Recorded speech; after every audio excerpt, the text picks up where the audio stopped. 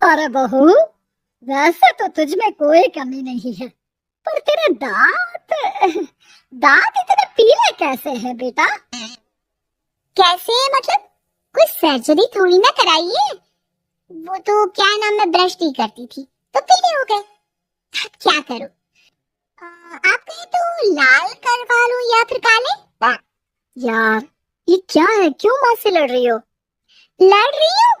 अरे मैं लड़ रही हूँ या ये बोल रही है कि दांत पीले हैं, पीले। अरे तपस्या थोड़ी ना की है इन्हें पीले करने के लिए। बकायदा ब्रश नहीं किया है 20 साल तक, तब जाकर। छी, कैसी बात कर रही हो? ये उस वक्त तो पीले नहीं थे जब हम लोग तुम्हें देखने आए थे। अरे तब साफ करवा लिया होगा डेंटिस्ट के पास जाकर। अब देखो कैसे पीले पीले लग रहे हैं। रंजना सास की तरफ गुस्से से देखती है। फिर शुरू हो गई पीले पीले पीले। अरे पीले तो तब भी थे जब मेरे हाथ का रसगुल्ला उड़ा उड़ा कर खा रही थी और बोल रही थी, लड़की नहीं गुणों का खजाना दे रहे भाई साहब आप। अब वो लोग करते भी तो क्या करते, पीले दांत वाली बहू पल्ले पड़ी थी तो झेलना तो था ही। एक दिन कीर्तन में रंजना गाना गा रही थी। अरे कमला बहन, माँ का द्वार आया तो सब शुद्ध होकर आते हैं, फिर अपनी बहू को ब्रश भी नहीं करवाती तुम। दूर से पीले पीले दांत भक्ति में बाधा उत्पन्न कर रहे हैं। और कोई 2 साल के बच्चे थोड़ी ना लेकर आई हूँ मैं बहू बनाकर। अच्छी खासी लड़की है। अरे कैसे करवाऊं ब्रश? ये तो उसे खुद करना चाहिए ना। अब माँ बाप तो इसके जैसे तैसे निपटा दिए, ये नहीं सोचा कि सास कैसे संभालेगी। सास बहू को लेकर घर आ जाती है लेकिन सोच लेती है कि अब इसे लेकर कहीं नहीं जाएगी। अगले रोज बहू कहती है, अरे क्या हो गया, मंदिर नहीं जाना क्या? कीर्तन का वक्त हो रहा है। मेरी मधुर वाणी से कान्हा जी जागते हैं और सोते हैं। आप तो जानती है ना उनकी भक्ति में कितना मन लगता है मेरा। वो क्या है ना, तबीयत ठीक नहीं लग रही है मेरी, आराम करूंगी मैं। तबीयत ठीक नहीं लग रही? अभी तो मिथुन के गाने पर नाच रही थी आप, और अब बोल रही है कि तबीयत ठीक नहीं लग रही। अरे भक्ति में मन लगा लो सासू माँ, ऊपर जाना है, क्या मुंह दिखाओगी आप? हाँ? सास को बहू की बात पर गुस्सा आ जाता है। मैं क्या मुंह दिखाऊंगी, इसकी चिंता तो ना कर, समझी? अपने मुंह की चिंता कर, जो ये पीले पीले दांत लेकर हर जगह पहुंच जाती है। पता है लोग कितना मजाक बनाते हैं। ना जी ना, मैं नहीं जाना कहीं तेरे साथ। तो ये बात है। कोई ना, मत जाओ, मैं अपने कमरे में ही बैठकर भक्ति कर लूंगी। ऊपर वाला दांत थोड़ी ना देखता है, मन देखता है, भावना देखता है। और अरे बस बस, तू सब कुछ दिखा, बस ये सफेद चमकदार दांत ना दिखाना किसी को, है? जा यहाँ से। बहू को सास की बात का कोई फर्क नहीं पड़ता, वो तो जैसी थी वैसी ही रह जाती है। सुबह नहाकर किचन में खाना बनाना, फिर खाना खाना, कीर्तन भजन करना और सो जाना। एक दिन, माँ जी मैं सहेली के घर जा रही हूँ, शाम को लेट आऊंगी। हाँ, तो जाना, मैंने कौन सा तेरी आरती करनी है घर पर बैठकर। रंजना सहेली के घर जाती है जहाँ वो पार्टी में जाने की तैयारी कर रही होती है। अरे शिखा, कहाँ जाने की तैयारी कर रही है? मैं गलत वक्त पर आ गई क्या? अरे नहीं यार, उल्टा सही वक्त पर आई है। मैंने ये साड़ी और ज्वेलरी निकाली है यार, शाम को इनके ऑफिस की एक पार्टी में जाना है। बताना कैसा लग रहा है ये सब?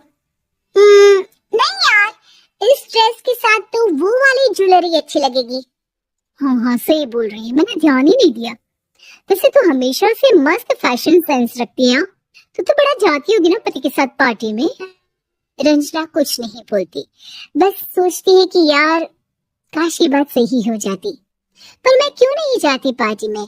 क्या इन लोगों की कोई पार्टी होती नहीं होगी?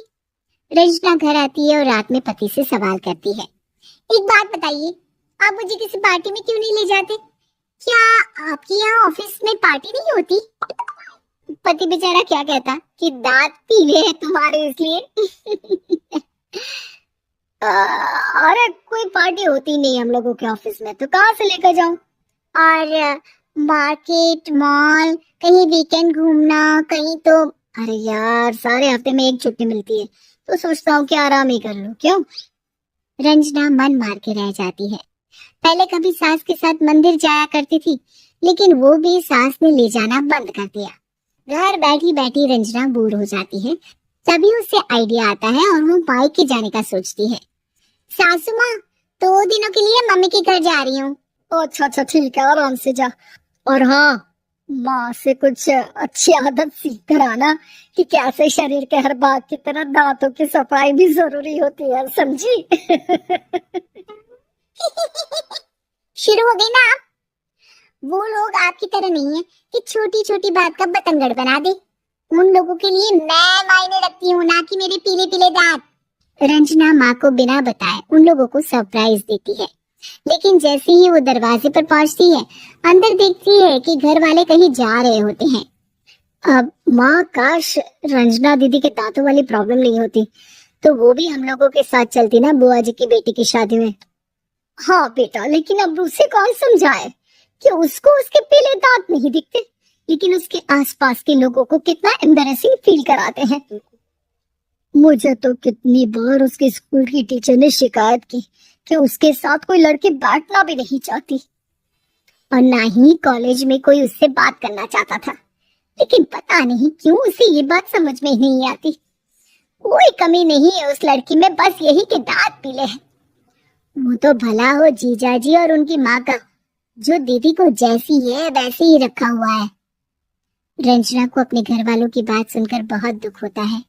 वो सोचती है कि वो क्या करे, लेकिन फिर वो सीधा डेंटिस्ट के पास जाती है, अपने दांत चमकाती है और कसम खाती है कि वो रोज ब्रश करेगी।